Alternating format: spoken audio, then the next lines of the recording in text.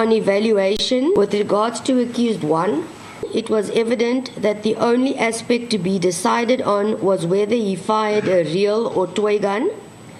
The said firearm, toy or real, was indeed handed to him by Mr. Mavundla, and during his evidence he testified that Mr. Mavundla should have been charged. This begs the question, charged for what? Handing you the toy firearm, or then alternatively the SPA 249-14? The answer is nonsensical as to why Larry Mavundla should have been charged. In effect, the further particulars indicate a warning statement was obtained from Larry Mavundla as per A121. Now that statement remains a mere statement. The person on whose instructions Advocate Matthews placed this statement to the witness was not called to substantiate. Therefore, it is a mere statement done in cross-examination. It also further then begs the question, if he had left the firearm in Gauteng as stated, he cannot make such a version or instruction to Advocate Matthews, because in his version or their version, he had not possession of the firearm during that time. Now, I've dealt with as to why he states Mr. Mavundla should be charged. He also relies on the video footage of clip 3.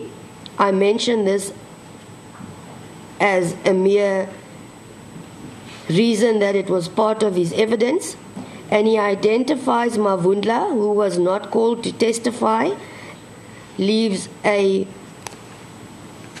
question mark. During cross-examination, which I've already placed on record the aspects, the evaluation is as follows. Mr. Malema had evaded many questions that had warranted a reply. It became evident that the replies were entertaining, but however, the pertinent questions asked remained unanswered. He further relied on clip 3, and he had then counted 15 shots fired, and thereafter stated he cannot count, he had graduated in woodwork.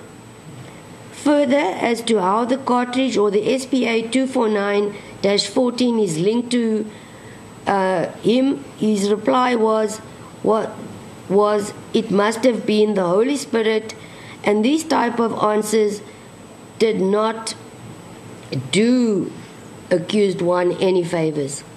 In essence, when one is questioned in the witness stand and a mere question is asked from you which elicits a response,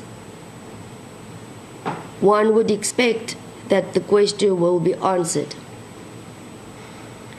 Therefore, the court needs to deal or to establish whether the version presented by the defense is reasonably possibly true. I have already stated all the factors that remain intact, excluding the video clip